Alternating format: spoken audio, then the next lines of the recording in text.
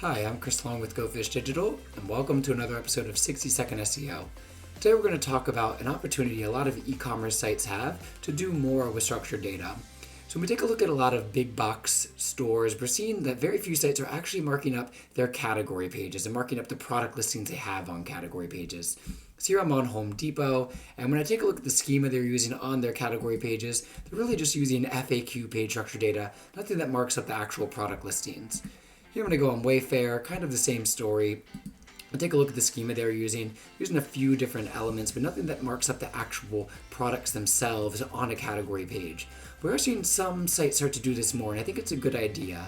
So here I'm on a more niche e-commerce store, and they're using the schema app, and that's actually generating schema that marks up their product listings. So here, the schema app is actually generating what's called an offer catalog schema.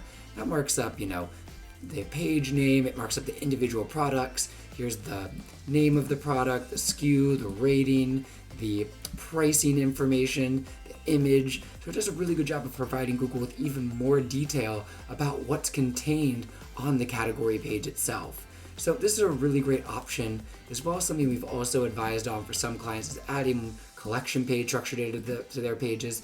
That's kind of the same thing. It really marks up the actual category page and the products that are on that category page itself. So potential opportunity if you're an e-commerce site, consider finding opportunities to mark your category pages up and send even more clear signals to Google about what the contents of those category pages are about.